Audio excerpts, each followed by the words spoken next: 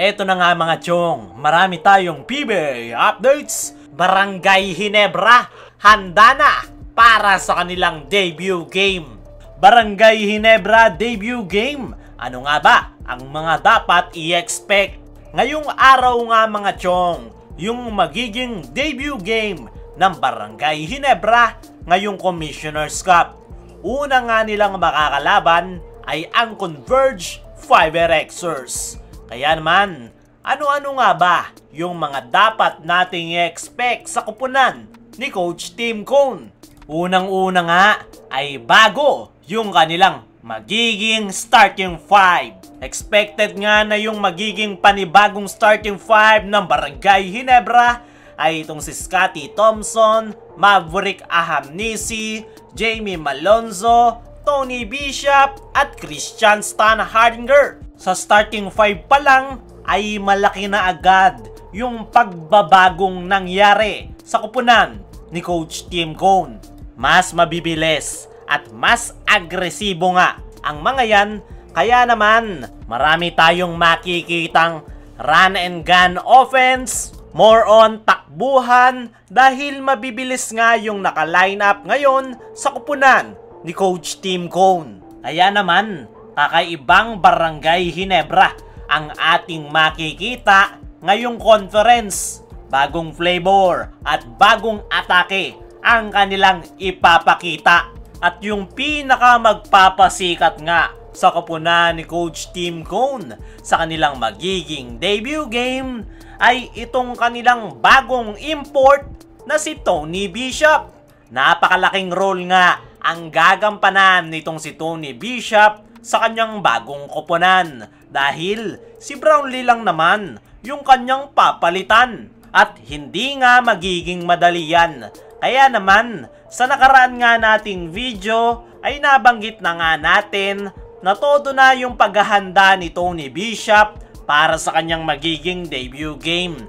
Tapos na nga yung practice ng kanyang koponan, pero patuloy pa rin itong si Tony Bishop kung saan ay nag-e-extra shooting pa nga ito. Indikasyon nga yan na hindi pa tamad-tamad itong si Tony Bishop at isa nga itong masipag na import.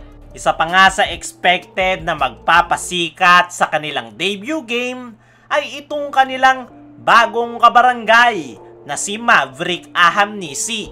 Extra motivated nga itong si Maverick Ahamnisi dahil sa kanyang unang laro ay makakalaban nga nito agad yung kanyang former team na Converge Fiberxers. At sa kanyang debut game nga sa Barangay Ginebra, makikita kung talagang babagay siya sa sistema ni Coach Tim Cone. Speaking of sistema ni Coach Tim Cone, ay isa nga yan sa mga dapat nating i-expect sa kanilang debut game. Isa nga yan sa mga hindi po pwedeng mawala sa Barangay Ginebra. Dahil yan nga yung kanilang bread and butter kung bakit sila nakakakuha ng kampyonato. Bago tayo magpatuloy, i-like mo naman ang ating video bilang pagsuporta. Mag-subscribe kung hindi ka pa nakasubscribe. Sa kabilang banda, Barangay Ginebra, handa na para sa kanilang debut game. Ngayong araw nga mga chong, yung magiging debut game ng Barangay Ginebra. At ito nga yung kauna-unahan nilang pagkakataon na makapaglaro ngayong season. At mukhang handang-handa na nga ang koponan ni Coach Tim Cone na ipakita yung bagong timpla ng kanilang koponan. At ang unang makakatikim nga dyan ay ang Converge Fiberxers.